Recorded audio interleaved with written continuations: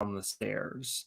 And you can either interpret that as the child has hit their head and they have like suffered some sort of brain injury, and the rest of the movie is kind of their, mental, spiritual wandering as a result of that.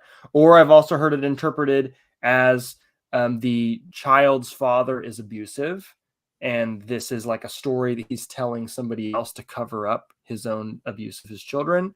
And what you're seeing in the movie is the way it feels to be stuck in a house with an abusive caregiver.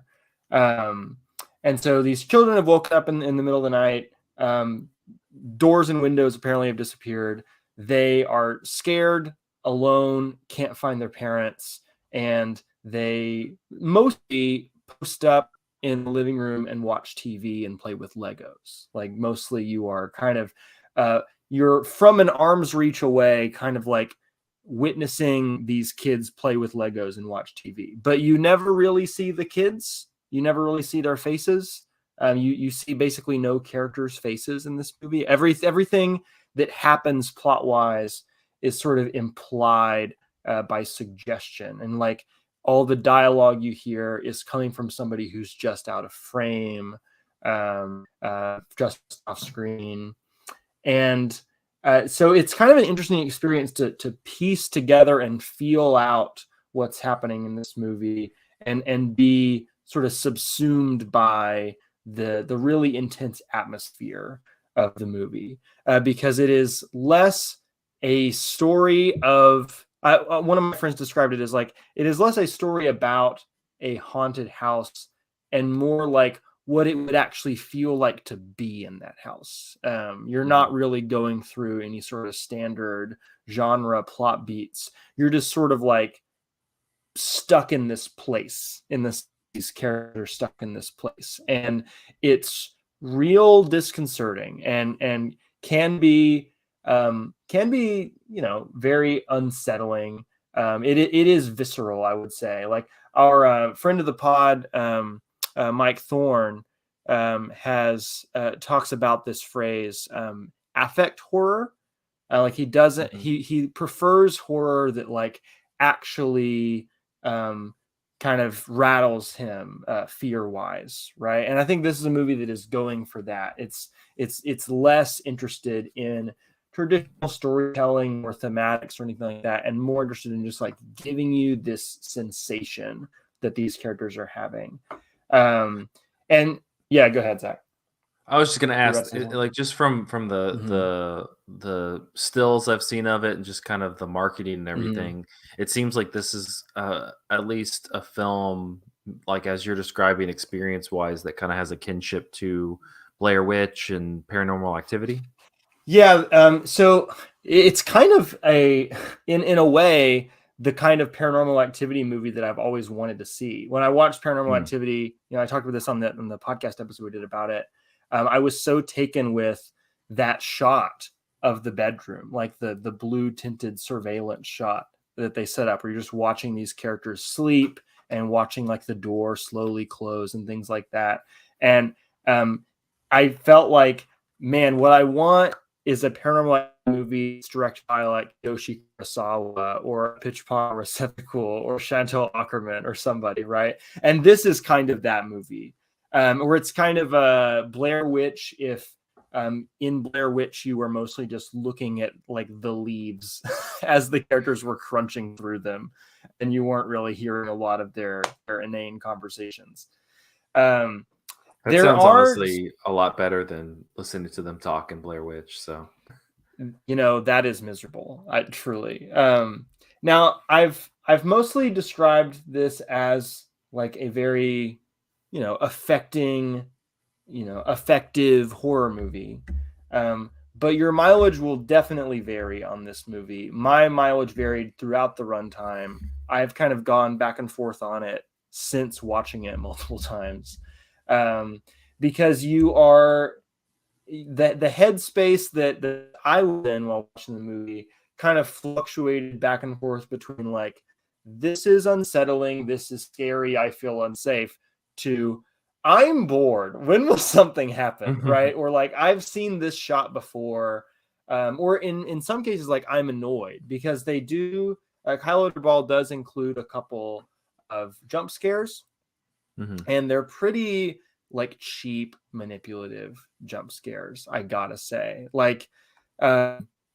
It is interesting to me that this movie has blown up with like the TikTok Gen Z like meme culture or the creepypasta culture, because it does remind me of certain kind of low effort memes that I've seen. Are you familiar with like the ear rape memes where they just like take a video with an audio file and then like at the very end they crank up the audio so loud that it hurts your ears? That's what the jump scares are like in Skinamarink.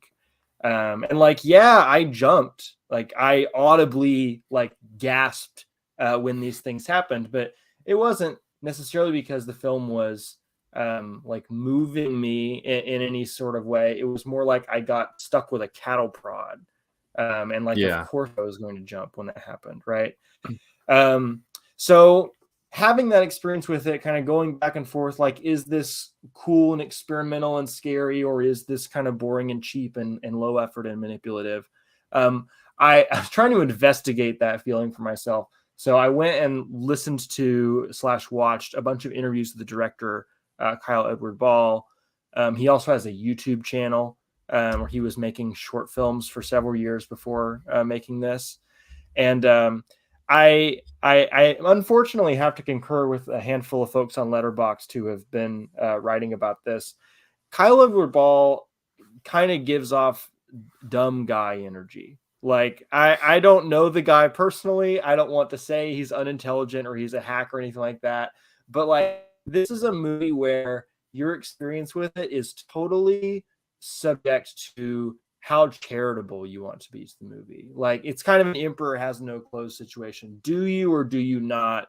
Are you not like kind of willing to give yourself over to the movie and say like, oh yeah, this is actually really brilliant, as opposed to like, this is some inane bullshit. And when I listen to him talk, I kind of lean towards this is some inane bullshit. And I feel this more when I look through his YouTube channel. He had this channel called Bite Size Nightmares, where I think he started by filming a childhood nightmare he had. He describes it in a video, and he's kind of making visualizations of his description as you're hearing the story. And it's like a 4-minute video, and it's mostly just a camera sort of floating through a darkened, empty house. And then all of a sudden there's a scary figure at the end, you know? And there's like 100 videos like that on his YouTube channel. And they all seem kind of the same. I haven't watched through all I've through.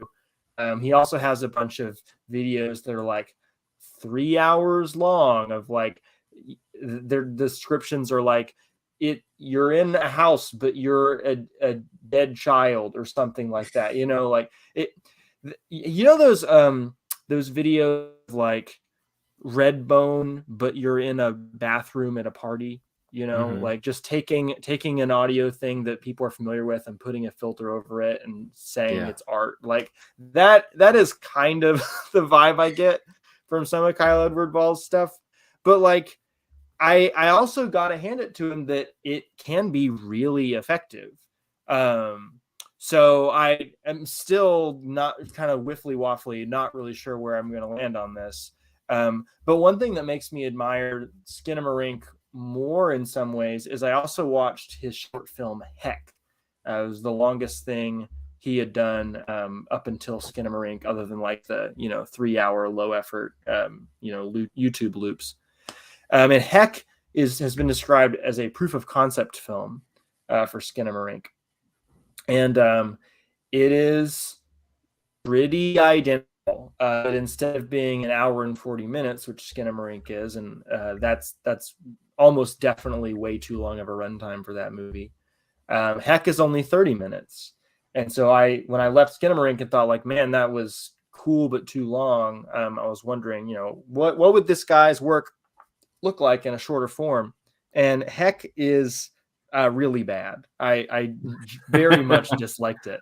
Worse than Skinamarink by a wide margin. And I think it just goes to show how much like upping your production value can really do for a movie, because he's telling basically the same story for the most part, but the atmosphere is just so much stronger in Skinamarink than it is in Heck. That short is slightly different in that you're only following the one kid as opposed to two. The kid is looking for their mom as opposed to maybe afraid of their dad.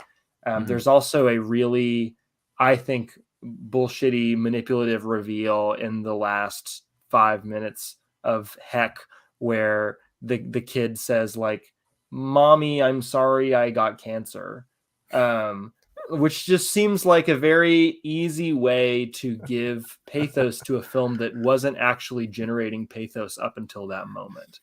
It almost sounds like a joke. Like, "Mommy, I'm sounds sorry like a joke. I got cancer." And the last line of the movie is, "Mommy, I think we're in hell." And like, I think the title of the movie is a like, he's a kid, he wouldn't say hell, he would say heck. This is a movie about being heck. It's just a little like cutesy, and it feels kind of lazy and cheap to me. But again, Skinamarink can really get under your skin, and in a horror landscape where like we're getting a lot of cookie cutter stuff, and B, a lot of it is so concerned with thematics about trauma and family and stuff, that it's not actually that concerned with scaring the audience. It's the current strain of horror is more interested in kind of asking the audience to trace an allegory than it is to like be viscerally affected by the craft of the movie. Skinamarink does that in spades. But again, it's not going to do that for everybody, and it may not do that for you like consistently through the course of the movie. But it is definitely worth seeing. It's crazy that it exists. It's crazy that it got distributed in multiplexes. Like, this is maybe the most avant-garde feature to ever play in as many multiplexes as it has. So I think that's cool that like people are just kind of being exposed to stuff. Kyle Edward Ball has said that one of his big inspirations was Wavelength by Michael Snow. And people who are going to multiplexes are not also going to watch Wavelength by Michael Snow. So like, that's cool. I'm very glad that it's kind of like, I don't know, breaking open the gates of like what can be done in like release horror. And I'm really curious to see what Kyle Edward Ball does next. He said in a couple of interviews that he has signed a deal with a pretty major distributor. I don't know if that means like A24 Neon, or if that means like Paramount or Warner Brothers or something. I don't know.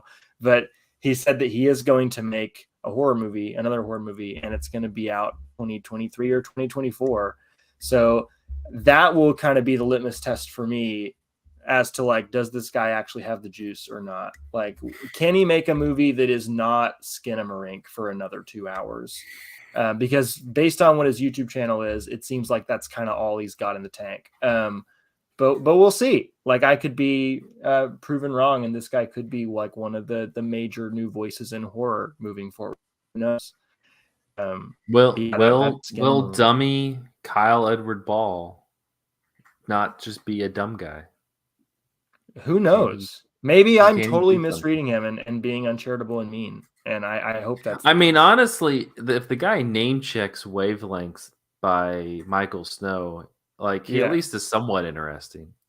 He's seen movies. He's cine literate. Yeah. Like I'll give him that. He seems much more like literate in movies than like some of these folks getting Oscar noms. So, it's... Good for him. But he also talks about horror movies in a way, like horror specifically, in a way that almost sounds like somebody who's new to getting into the genre. And I'm sure that's not him, but like, you know, there's an interview where he talks about The Shining not being scary, it's more creepy, and creepy movies are better than scary movies. And like, it just feels like there's this weird air of like condescension that people often have towards the horror genre. Like, it's like I have to prove that I'm like better than the horror genre in some way, as opposed to being like a true admirer or fan of it. I don't know. I don't know what this guy's deal is. We'll have to wait and see. All right. Well, the jury's out on KEB, as they say. But Skinamarink, which sounds like a nursery rhyme, is it's in theaters now. So, speaking of stuff that's in, or it was. Speaking of movies that are in theaters now, if you have some place that has art house movies, Saint Omer, it seems to be like one of those, oh, you didn't see this last year, you missed out. Well, I think the only people who saw Saint Omer last year were people who went to a couple select festivals. But it is now playing in some theaters. This movie is by another filmmaker who I've not seen anything else by. Alice Diop, I think is how you say her name. She's French. Yeah. Her is it her sister? Maddie Diop did Atlantiques a couple of years ago. I didn't know that she was related to sisters. Some sort of relation lady. There. Yeah. Okay. Interesting. Well, I actually have never seen that. Did you watch that movie? Yeah, it's a cool movie. I should watch it, especially if there's stylistic similarities with Saint Omer. It's on Netflix. Oh, cool. Yeah, it's on Netflix. It was a Netflix release. Anyways, I saw Saint Omer, and it is a really interesting movie. It is about a high-profile court case happening in this town called Saint Omer in France. And the court case is about a woman, a young mother, who murdered her baby. Baby was like a year and a half old. Mother took the baby to the beach, like in the middle of the night, and left the baby in the waves and let the baby be carried out into the ocean and die. And the baby eventually washes up on the shore. Somebody finds the baby. This lady gets tracked down, and she's on trial, and she admits to doing it. Like, first thing out of the gate, whenever she gets up on the witness stand, like, did you or did you not kill your baby? She's like, yeah, I killed my baby. But they ask her how she pleads, and she says she pleads innocent. And she claims that like she is not the one who is morally responsible for killing her baby, and ask her, like, why she did it, and she says, well, that's what I hope to find out in the course of this trial. And the process of finding that out, both for her and for us, is a very fascinating one with lots of twists and turns. Now, I should also mention that this character, this mother, is not our point of view character in the movie. Our point of view character is another woman. They're both from Senegal, I think, but they're both living in France. And our view character is, I think, a film studies teacher. We get a scene of her teaching the movie Hiroshima Mon Amour to introduce us to her character, and like the lyrical poetry of the screenplay in Hiroshima Mon Amour. And we hear her deliver this like really beautiful, thoughtful, profound lecture. And then you barely hear her talk for the rest of the movie, because she travels to this town where the trial is going on, and you're mostly just watching her watch the trial. So it's there's interesting perspective in the movie where our eyes are on this event that's happening, but we're having to filter that event through the eyes of another character who we know very little about and we don't find out that much about. But you can kind of tell that she's being moved by certain things that come up in the testimony, and that you can tell that she relates to this woman on some level. They have a lot of like eerie things in common with one another, just in their personal lives. The point of view character is currently pregnant and seems to be having some sort of second thoughts about her pregnancy or her marriage or something like that. And so you're kind of like not just listening to this really interesting crime story unfolding in front of you, but also sort of solving a mystery yourself of like, well, what is this crime story saying to this woman? And like, what am I learning about something even broader by connecting those dots? It is a very formally interesting movie. It sticks to just a handful of camera angles. When we are watching the mother on the stand, it is always just like one unbroken shot, and it always comes back to the same shot. Like you're always seeing her from the same perspective, and I think it's the perspective of the point of view character sitting in the stands. So it's not a flashy movie in terms of, you know, camera work that's like moving all over the place or doing any sort of fancy edits or something, but it's a movie that like makes you notice the formal choices that are being made because they're so insistent on like, this is the angle that we are viewing this scene from. And like, it is almost like we are being asked to focus less on the cinema and more on like the information. Like you are just like listening, looking at somebody's face, and in our case reading subtitles and like trying to piece together all this evidence yourself, as if you were a juror in a courtroom, which is a really interesting way to tell a story like this, I think. You know, a lot of courtroom dramas are pretty I don't know, glamorized, I guess. There's a lot of like big Hollywood speechifying and stuff in them. You can't handle the truth. That kind of thing, right? Yeah. This movie is not that. It's like very calm, very direct, kind of dry in a way, but the subject matter is so not that like you can't help but sort of be engrossed and sucked in and interested. At least that was my experience with it. I should also say that the performance of this mother, played by, oh man, I don't know if I can say this woman's name correctly, Jaslagi Malanda. Incredible performance.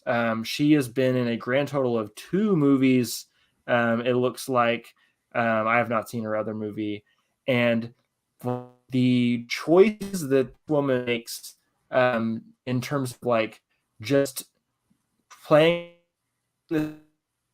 like deadpan confidently, like she gets up on the stand and like looks directly at the judge and like never breaks eye contact with the judge and just like admits to killing her baby and says like, yeah, I want to figure out why I did that. Like this courtroom is therapy for me. But like she has this extreme stoicism to her that kind of in sort of that Smithsonian way implies greater depths that we're not seeing.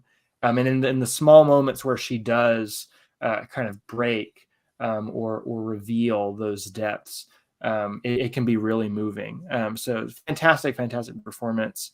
There's also an interesting thing going on chronologically with the movie where every now and then we are getting snapshots of our POV character's childhood, but the movie doesn't really announce like it's flashback time. You know, there's no musical cue or fade or anything like that. Just all of a sudden we're watching something else and we're not really given the context for that something else. And our job is to kind of figure out how this fits into the broader tapestry of this movie. So it is a movie that is like asking the audience to do a bit of intellectual work, but I never found that intellectual work to be like arduous at all. I was just like too interested and swept up in it to mind, I guess.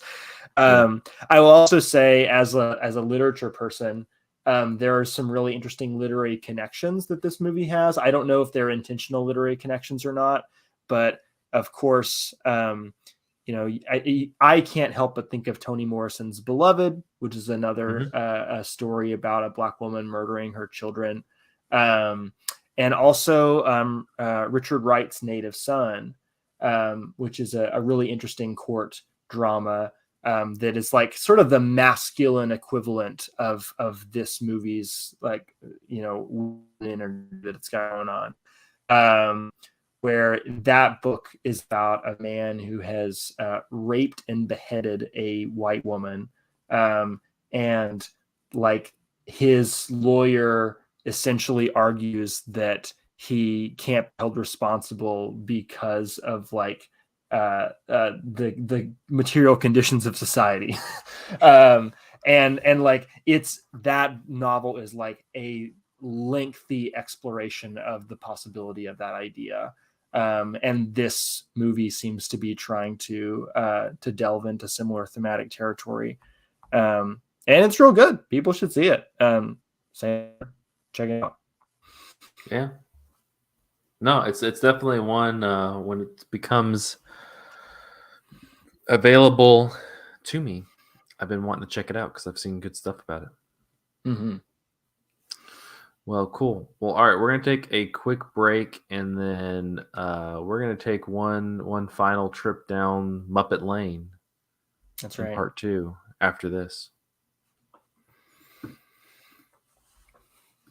Man, I really just did fill up part 1.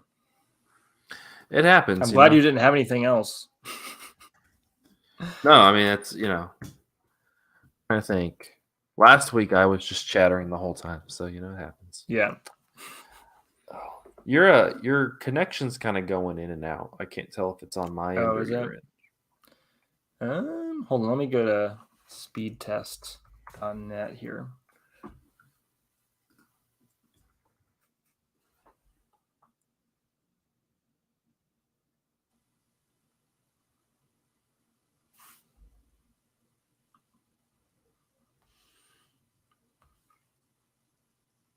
Well, I'm not getting a ton of download speed, so could be my end, but it's also seems like it's enough to be stable. I don't know. Yeah. It says your internet connection is very fast. Thanks, speed test.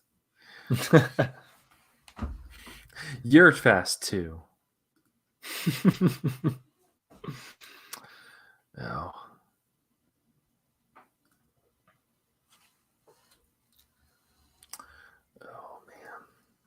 Oh man. Have y'all watched the Muppet Show that that ABC had for a while? Like we have watched some of it. Acquisition. Okay. The one that's like an Office riff. Yeah. Yeah, I really liked what I saw of it.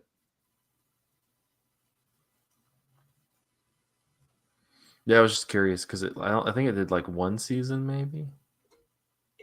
Mm-hmm. Something like that. So. Yeah, I guess it's true that the Muppets just don't really, get eyeballs anymore. Like, it doesn't do well enough to get renewed. Yeah, they just sunk. They really addressed that in the beginning of Muppets Most Wanted. Mm-hmm. Just like, I hope we're relevant. Damn, that was a fast Domino's truck that just like drove by. Damn. For them. One of the notes I found was that in the 2011, like the Muppets, the revival kind of thing, they the first they had like a early leak of the script, and among the featured celebrity cameos that they suggested was Charles Grodin, And I was like, can you imagine how fucking amazing it would be if Charles Grodin came back and was just like, what if Charles Grodin was the Ricky Gervais character in Muppets Most Wanted? Dude, that would have been like 50 times funnier. Like so much funnier. I agree. Love Charles Grodin.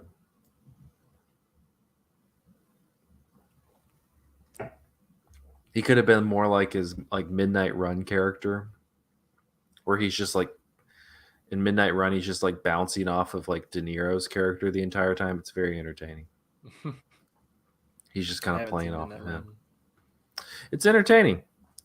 De Niro's kind of doing like, it's like peak, like, I'm De Niro, Robert De Niro, what are you gonna do to me? Yeah. Mm-hmm. And like, and then you have Charles Grodin, who's just like, yeah, I'm stuck with you. Mm-hmm. He's very like, it's kind of entertaining because he's constantly playing off of him rather than like having to do his own thing. Interesting. Yeah, it's a little different. Okay. Here we go. In one. Here we go. In 1, in 2, and 3.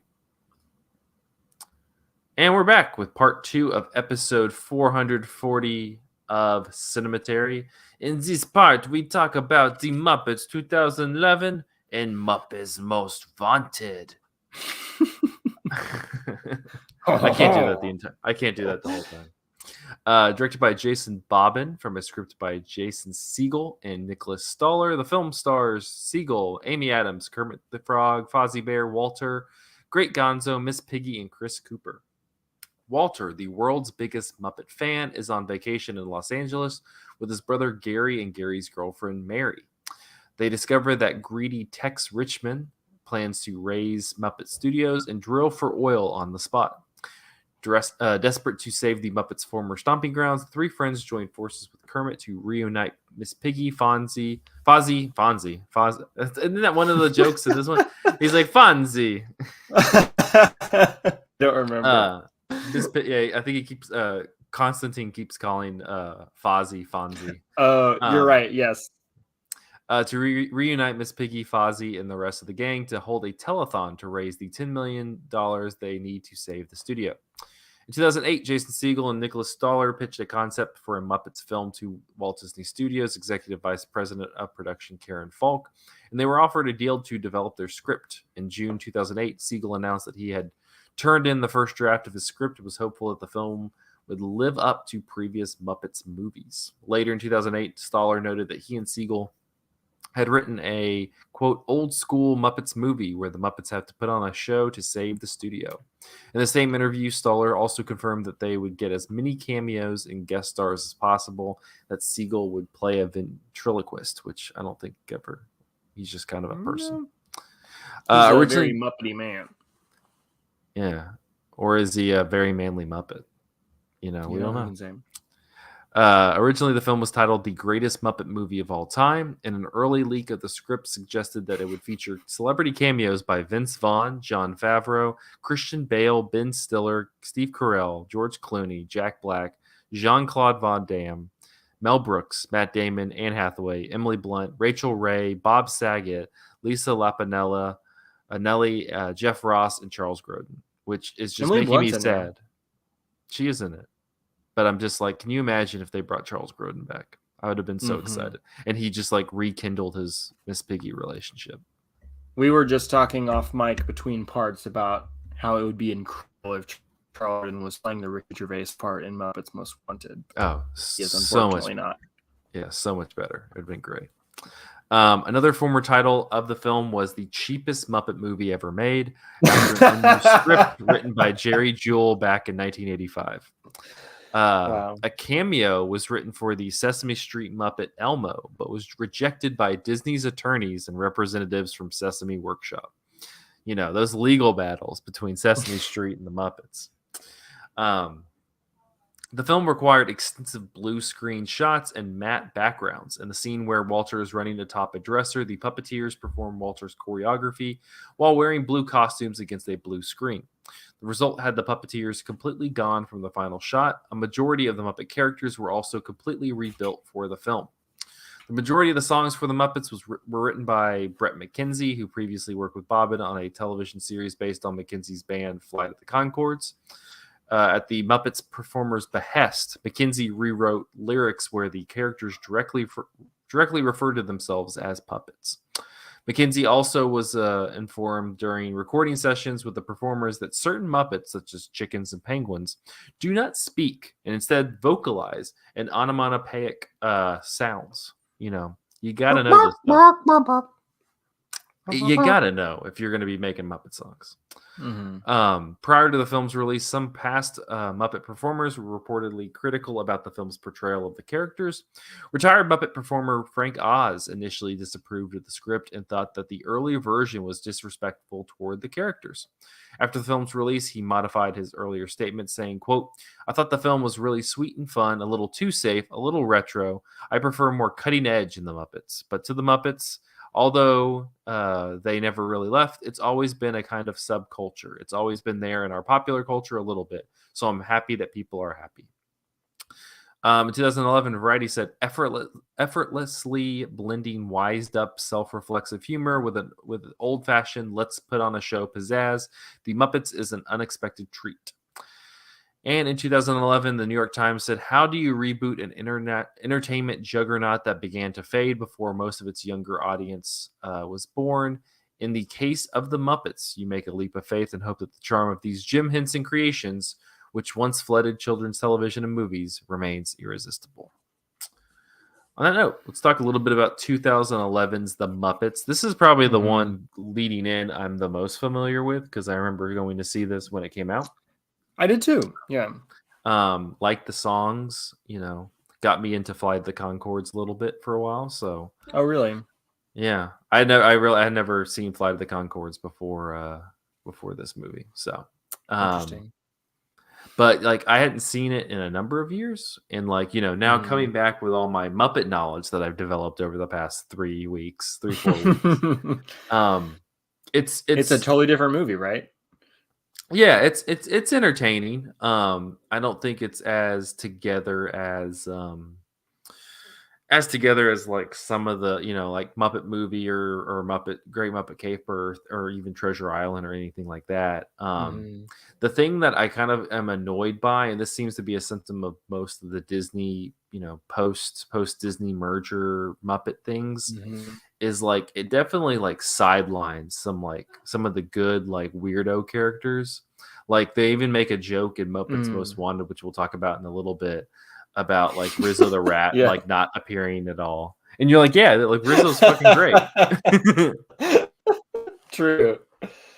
And there's just a bunch of the weirdo side characters that don't really get much play. You add Walter, who's just a wet blanket of a character, along, and really they have Kermit and Fozzie and Miss Piggy.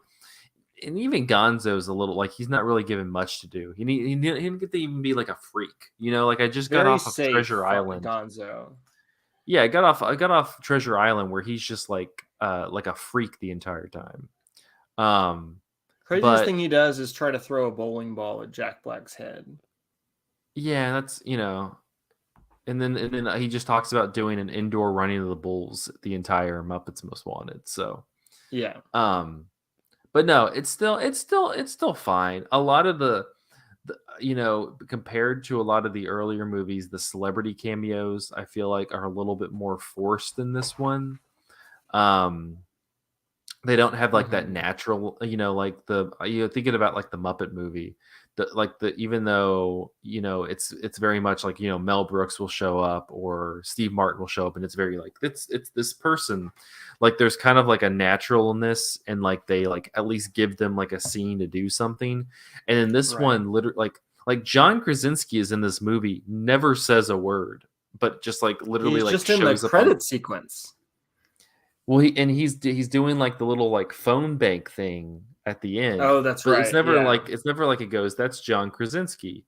It just kind of is he's there, and you're well, what's it's very, I don't feel like it utilizes those as well as past Muppet movies, but But what, as somebody devoted to the Muppets, what did you make of this one? Well, bouncing off of that point about, John Krasinski doesn't get a scene, I think that's indicative of just the way that Disney plays with nostalgia and recognition and celebrity in a way that's different than the way the Muppets used to. I think that for Disney, like pointing at the screen and saying that's John Krasinski is enough for it to be a joke. Sure. Right. But I think that in Henson's Muppets, Krasinski would have to have a joke to warrant being in the movie. No, right. that's true. Like, like we were talking off mic about how like various characters or various actors from Modern Family are popping up in this movie. And I can't think of a good reason that they're popping up other than they, it's ABC, which is owned by Disney, which is doing the Muppets. Right. And Selena Gomez shows up, who's also like a Disney child star at the time. It just seems like Disney owns all this IP and like has all these connections with all these actors, and they're kind of bringing them in for the sake of there being celebrity cameos in the movie. I know the celebrity cameos have been a hallmark of the Muppets for a long time, but again, they always do something with them. But I would say that like my general take on the movie is less concerned with that and less concerned with like how they honor the Muppets as characters and more like how this movie feels like Disney propaganda to me. Like I gotta say, I find this movie a little despicable just because of how like shamelessly Disney propaganda it is. Like it's a very meta movie, right? It's about the Muppet Studio getting bought by a big evil businessman, and they have to make a lot of money in order to stay relevant. Otherwise, the big businessman is going to put them away forever. And like that's the story of what Disney did with the Muppets. Like they buy the Muppets and they're like, okay, we're going to give you guys one chance to pay it, like give us profit. And like so sort of sapped a lot of heart and soul out of it. And like it's weird to me that they cast, the Tex Richman as the villain when they are Tex Richman. That is the studio, right? Like there's this weird like Spider-Man false meme consciousness thing happening where the movie is asking us to, hate the big evil corporation by like applauding the product of the big evil corporation. Like the movie also kind of positions fandom as like a moral good. Like if Walter was not an obsessive stan of the Muppets, he would not be able to save the Muppets. And by extension, if Jason Segel, the dude, not the character, was not a massive fan of the Muppets, he probably would not have been able to make this project happen. Right. So it's sort of presenting fandom as like a heroic act almost. And that is where the Disney propaganda stings the most for me, because I feel like since they have so fundamentally like shifted the balance of power in the market, they've also sort of been conditioning their audience to just kind of want and engage with movies on different levels. And that level primarily is like fandom and obsessive like merchandise buying and like these the pleasure of recognition. I understand that Easter egg. I got that joke. I know that character from this other thing. Like this reminds me of my childhood, but there's no substance to the thing in of itself. It's all just the recognition. And that's kind of what this is too, I think. Well, yeah, but that's pretty much what that's like Disney movies now is right. is literally the joke that they make in the Avengers. Oh, I get that reference. That's literally every joke in every from the Marvel movies to the Star Wars movies to even like even like the animated output. You know, like it's funny they make the joke in Muppets Most Wanted at the beginning, like, you know, we got to make a sequel while the studio waits for Tom Hanks to agree to do Toy Story 4, and it's like, yeah, like that's you know, that's kind of what that's the gauge of everything. Everything is right. is all meta, everything's all referential, and if you saw this one thing and remember it when they make a reference to it in this thing, then that's the joke. That's the joke. Though I don't know if we want to transition Muppets Most Wanted yet or not, but when they make the joke about, you know, we're getting a sequel while they wait for Tom Hanks to do Toy Story 4, that sounds like an actual jab at Disney's business practices on the part of the people writing that movie. And less well, they didn't get a third movie, Disney so playing defense for itself, you know? yeah. No, and it's, but you know, I think I saw something you wrote up, you know, mentioning this, and it was reminding me of like my feelings toward the most recent Spider-Man movie, which I talked about on the podcast. But like, it's this movie of bringing in these villains and characters and stuff from other Spider-Man movies that were not Disney related, you know, Disney Marvel related. It was mainly like, you know, Sony, and like co-opting them within the Disney Marvel mold, and like literally on the part of the villains, fixing the villains so that, you know, even though you have like, you know, if you watch the like Sam Raimi Spider-Man movies, Alfred Molina's an incredible performance, you know, like Willem Dafoe's an incredible, like those are great performances as villains, and they like fix them in this Disney Marvel machine of Spider-Man, right? And like, to me, that was just such a despicable, inexcusable, like gross movie, because they've already come full circle of like ruining Spider-Man as a character, but now they're like fixing movies, like better versions of that character from other, you know. Yeah, and like, and to me, and like, I think that's kind of the what you're getting at with the Muppets. It's like taking like a base familiarity with how the Muppets operate and plastering it on to a Disney product.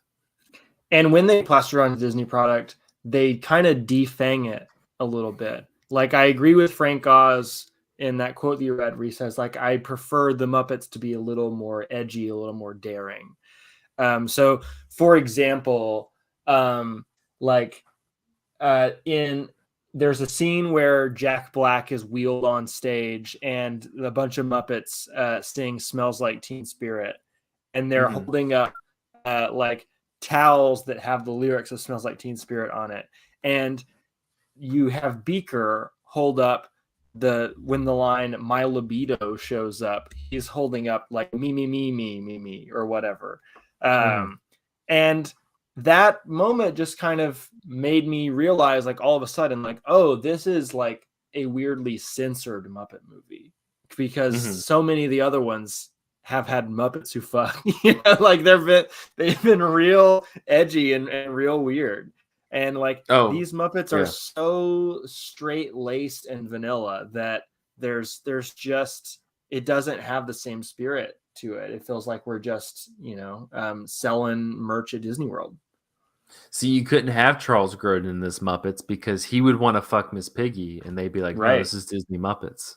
You can't fuck Miss Piggy." Yeah, and you know, I think I have a little bit of part in the notes. It's funny, like Jason Segel is like kind of this like force behind, like, hey, we should make this. And then like makes this movie. It's super successful. It does really well, and then just kind of like ditches it. You know, like I was trying to do some research on like why he didn't at least like cameo in the Muppets Most Wanted, and he literally was like, "Yeah, we talked about it. I didn't want to." You know, at that time he was doing some rom-com, like one of his kind of art, when he was doing the R-rated like Nicholas Stoller, like the rom-coms and stuff. He was like, yeah, I want to focus on this. I like, pretty much he was like, I worked on the Muppets for like 6 or 7 years because I wanted to see that happen, and then it happened and I was good, and then I left, you know. And it's just like, you know, it was kind of a weird, you know, for somebody who like, I feel like was the big force behind going, hey, like we should bring this back. he kind of like did it and was just like, all right, peace. And then I wonder if he was happy with the finished product.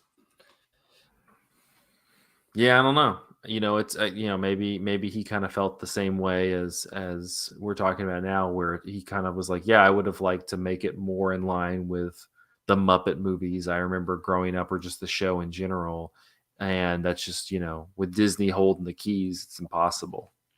I wonder if he is front and center in this movie for a lot of it, just because Disney needs there to be a human face to market the movie with. Because his character is nothing, like contributes nothing to the movie. His romance with Amy Adams does not need to be in this movie. No. Like they really almost forget he exists after a certain point. They kind of do. At some point, they just kind of, once they get all the Muppets together, they're like, all right, whatever, y'all. Bye. Yeah, it's a very, because thinking about like the human characters again, like in previous Muppets movies, they're always like kind of either helping out the Muppet, or like usually like a little bit more like antagonistic to degree. You think of like Charles Grodin in Great Muppet Caper. You think about like Tim Curry in Treasure Island. Like those are always the best Muppet. I mean, honestly, I really like in this movie Chris Cooper's performance as Tex Richmond is really. That's fun. the best part. Yeah. What I was actually, when the movie started and like through that whole title sequence, I noticed myself not laughing. I'm like, when is this movie going to make me laugh? What's going to be the first laugh? And the first laugh was Chris Cooper saying the words maniacal laugh. Maniacal laugh. Maniacal laugh. Well, and it's like Chris Cooper, who like is a very like, generally serious, dramatic actor, having the goddamn time of his life with this one. Truly. I mean, he when raps he does in the this rap, movie. Yeah. Like, it's great. I love it. Yeah. You think of like Chris Cooper as like the dad in American Beauty, and then it's like now he's rapping with some Muppets. And then I like the Chris Cooper jokes. I also like the travel by map jokes. Those are good. But for the most part, this movie is real low on humor for me. I think it tries to make the Muppets maybe like more schmaltzy and sentimental than they are. Like there's emotional stuff in some of the Muppet movies, but there's usually kind of a wink to it. And this like very much wants us to take seriously, the plight of Walter and the Muppet Walter. Studio. Yeah. I did also like that, like Gonzo has like the successful company and they're like, hey, you want to come join the Muppets? And he just explodes it. Yes. What is the name of his company? It's something kind of funny. It's something with Gonzo's toilets, like Great Plunge or something like that. Yeah. I don't know. I like Gonzo. He's a little freak. He's enjoyable. and he gets, between him and you lose him and Rizzo, who are deeply entertaining in Treasure Island. Have you seen Christmas Carol? No, I was gonna watch it though. You should. So Gonzo plays Charles Dickens, who's like narrating the story to you, and he just has Rizzo playing himself, walking around and like making commentary about Christmas Carol, and it's fantastic. I might have to watch that next Christmas. Get in the Christmas mood by watching that, just because I'm like, I do like Rizzo and Gonzo. Yeah, Rizzo that's their best role, I think. That was also Muppets from Space. There's a lot of Gonzo content. Yeah. I also like Pepe. He entertains me too. Muppets from Space is the best Pepe movie. A lot of good Pepe. He was good, and he was good. He was like the highlight of Wizard of Oz. So that's man, it's just Pepe. Well, you want to move on to Muppets Most Wanted? Yeah. We've talked about it, but we can more directly. So Muppets Most Wanted, 2014. It was also directed by James Bobbin, from a script by Bobbin and Nicholas Stoller. The film stars Ricky Gervais, Ty Burrell, Tina Fey, Kermit the Frog, Constantine, Miss Piggy, Fozzie Bear, Sam Eagle, and Walter. Dominic Badguy, or Badguy, it's French, the Muppets' new manager, convinces the gang to embark on a world tour. Kermit the Frog doubts that it's a good idea, a feeling that's proven right when look-alike Constantine escapes from prison, takes Kermit's place, and lands Miss Piggy's sweetie in a Siberian prison. While the Frog tries to convince his captors of his true identity, Constantine and Dominic are free to carry out their plan to steal London's crown jewels. In March 2012, after the critical and commercial success of The Muppets, Walt Disney Studios negotiated a deal with Bobbin and Stoller to direct and write, respectively, an 8th installment of the Muppets franchise. Along with Brian Henson, Bobbin is the only other person to have directed 2 Muppet films.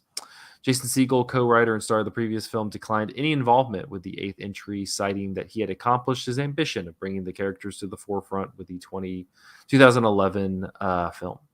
Bobbin said that the film was, quote, a tip of the hat to the old-school crime capers of the 1960s, but featuring a frog, a pig, a bear, and a dog.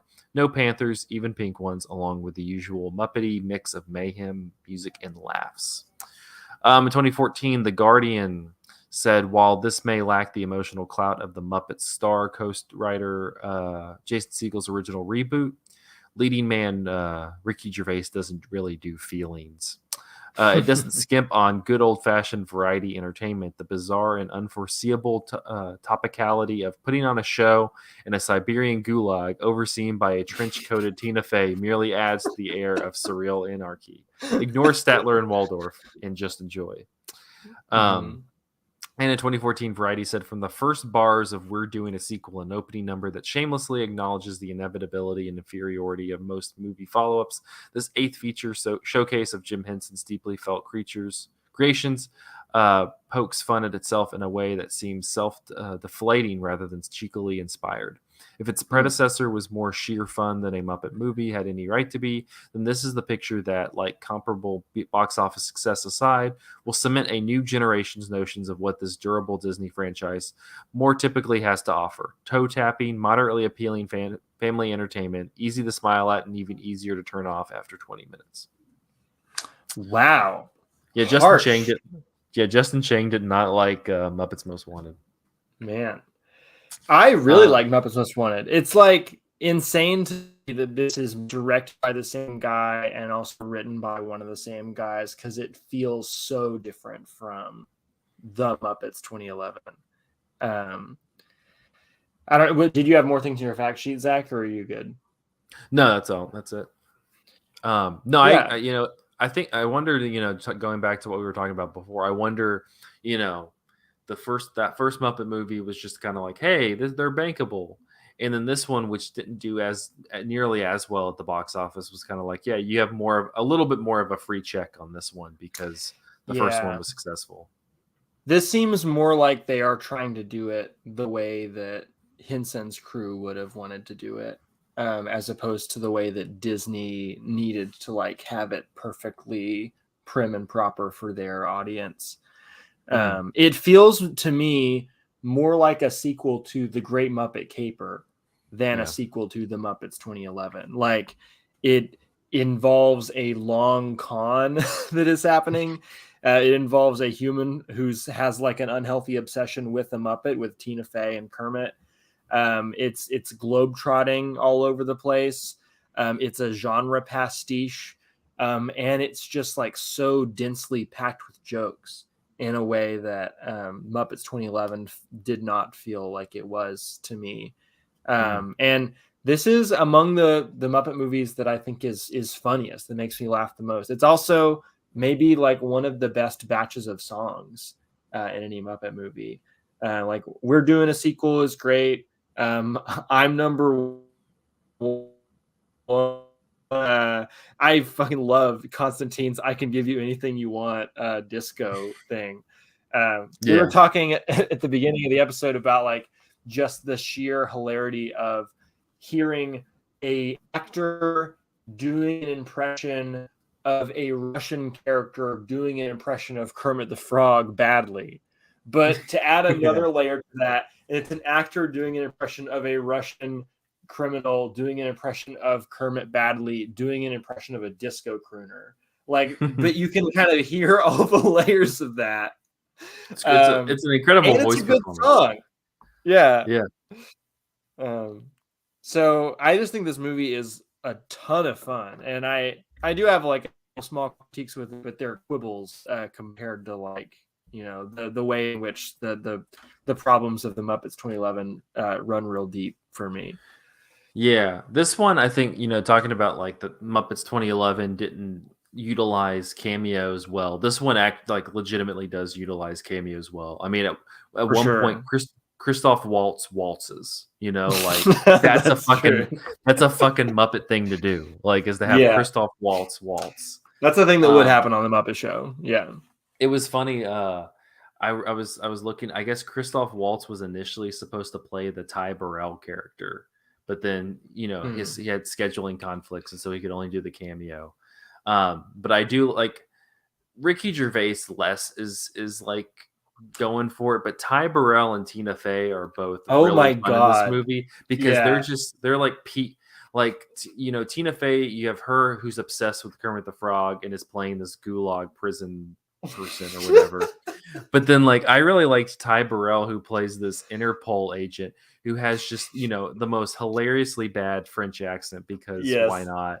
But also one of his character things is that they have a better system of work-life balance, and so he's constantly taking 6-hour lunch breaks. At one point he his family appears with him and he goes to take a 6-month vacation. I just like that's one of his things compared to Sam the Eagle CIA agent, which is, oh no, I have ample time off and can have a good work-life balance. Okay, so here's my biggest quibble with Muppets Most Wanted, and it is that there is a latent conservatism to it. You and I can look at Ty Burrell's 6-hour lunch break and think hell yeah, dude. Where's my 6-hour lunch break? But the way that's being framed in the movie, and specifically through the lens of Sam the Eagle, is look at these lazy Europeans. Oh yeah. And Sam the Eagle in the Henson Muppets was always an object of mockery. He is the embodiment of all of America's most arrogant qualities. And they kind of play with that with the whole the dick measuring contest of whose badge is bigger. That's real funny. I do like that as well. But for Sam the Eagle to never be the butt of a joke outside of that seems to me to speak to the political proclivities of the Disney Corporation. Where when we're talking about other countries, we always have to make it seem as though America is superior to their socialism or whatever. I mean, that dude got a 6-hour lunch. I don't know who's he's 100% the winner there. But no, I think they utilize the cameos a lot better, and then I just think that there's much more fun and silly performances out of the main characters, sans Ricky Gervais, who I just don't feel ever. I didn't feel the pairing of what that character is and what he does really makes sense. It's less Ricky Gervais's fault and more he's miscast. I will say that I think that Ricky Gervais is a pompous dickwad in real life, right? But he's not even really that bad in this, he's, and then they kind of do this whole thing where he's he feels slighted as the number 2, and I thought that was gonna become something, and it really didn't. It shows up with him in a lemur costume, which is kind of weird. Yeah, well, it's kind of him being embarrassed the entire time, which I appreciate watching that happen. I like the humiliation of Ricky Gervais. That's good, yeah. I like a Russian Kermit putting him into his place.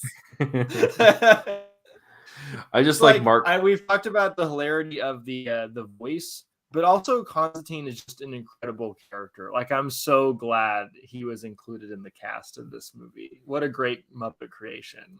Constantine. I love that the plot point with him is that the other Muppets can't tell that he's not Kermit because he has a mole, but then they cover it up. I liked it because it was it was literally an Austin Powers level joke. of just well, stupid. it's like the joke in Caper about Fozzie and Kermit being identical twins, and they kind of do a similar thing in the Muppets 2011 in the opening sequence where Walter and Jason Segel's character say like, "We look so similar, we could be twins," but like the joke is not constructed in a way that actually gets a laugh in the way that it is in the other two movies we're talking about. No, I just love in Muppets Most Wanted where Kermit, finally is just like, I'm a little upset kind of that y'all couldn't tell that we were like there was, and literally like Fozzie sitting there like with the paper and he's going, "Oh, Kermit." Oh, so funny, man. He's just like, "Kermit." Oh, that's not Kermit. Kermit. Man. I also like Kermit historically has been such an expressive character, despite the fact that the actual like design is puppet is very simple. But the Henson and the other people who have played Kermit have done a great job of like creating these like really subtle nuances of like the way that his mouth is curved around to like show different expressions, and they get a whole new palette of those with Constantine. Like the way that his mouth is like all crinkled up on the like wanted ad on that newspaper is really funny to me. I really like my first favorite Constantine moment is when he switched places and he's supposed to do the like intro and like gets stage fright and just dies. It's just like hanging there like a dead puppet. Like as they like start the show. Like it's not even like he like flies off. It's just she's like yeah. Just like I got the vertigo. It was not stage fright. No, it's this one I think is just like much more like, even though they want to say like the Muppets 2011 was much like more playful. I'm like, no, this is way more playful and way more silly. Like this is just like you have like just the whole Siberian gulag is entertaining because you have Tina Fey there, but then like as the prisoners you have Ray Liotta, Jermaine Clement, and Danny Trejo. Yeah, Danny Trejo as himself. Yeah, just as himself. Him as Danny Trejo. He's like, "Good night, Danny Trejo." like just just the whole like when they're doing the talent show and they have the different music numbers among the inmates. Not as good as Hugh Grant in Paddington 2 with his musical among the inmates. There though, but it's pretty fun. Yeah. I also love that the Welcome to the Big House musical number. Like I think they get a lot of fun visuals out of these musical sequences in a way that I don't think they really do with Muppets 2011.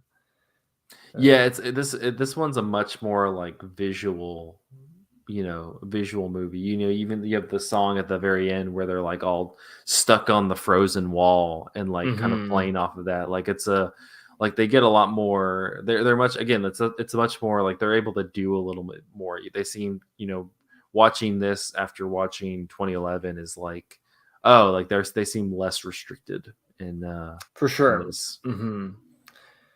Muppets Unchained. Just do they can do whatever the hell they want. I wish they would. I wish Disney would just give some Muppet people money to keep making Muppet movies like this. But I guess we're done with that. Yeah, they brought back the guy who did Haunted Mansion did. Yeah, it sucks. Well, he was the one who did Wizard of Oz. It was fucking terrible. So. Oh, really? Yeah, that makes a lot of sense. Yeah, it's just kind of you're like, yeah. Also, like, who's like, what in the pop culture zeitgeist, who's talking about Haunted Mansion? No. That's not a Christmas Carol level text. Yeah. By the way, if people want to hear us talk extensively about Muppets Haunted Mansion, Jesse and I reviewed it on, I think, the episode of the show. We also talked about Shrek 3, which itself is a trip. So go check that out if you want. Honestly, just an all-around great episode. Listen to. Any final thoughts that you want to share about the Muppet series at large as somebody who's participated and listened? I don't know. Have you felt like you've gained new appreciation or understanding? I guess I'm more curious to hear you answer that question, Zach, because you had not seen any of these features except for Caper, I think, right? So watching them all through chronologically and kind of getting a sense of the broader opus that is the Muppets.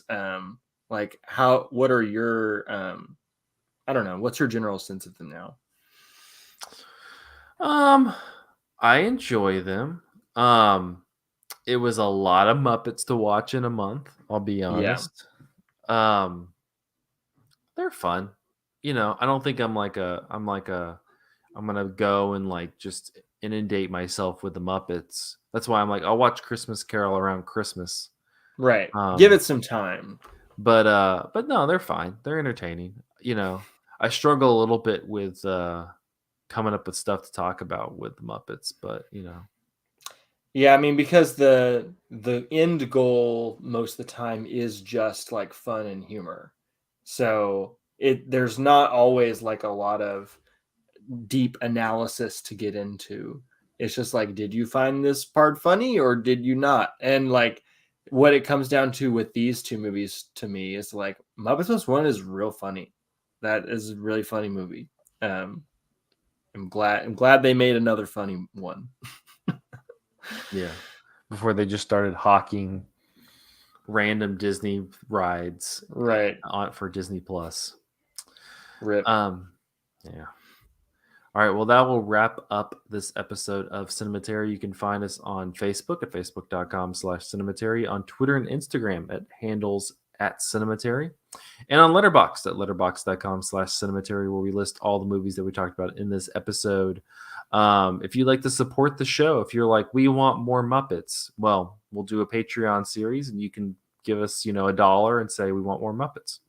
But you can do that at patreon.com/Cinematary. Thank you so much to our patrons: Cam, Chad Newsom, Candace Sisson, Ron Hayes, Teresa Marsathi, Titus Arthur, and Tyler Chandler. Thank you so much for your patronage. Next week, we don't know what our series is going to be. We're literally going to decide that in like an hour or so after we stop recording this episode. Inside baseball. But we'll tweet it out and put it on the website. So look for it there. But until next week, we will see you all later. Bye.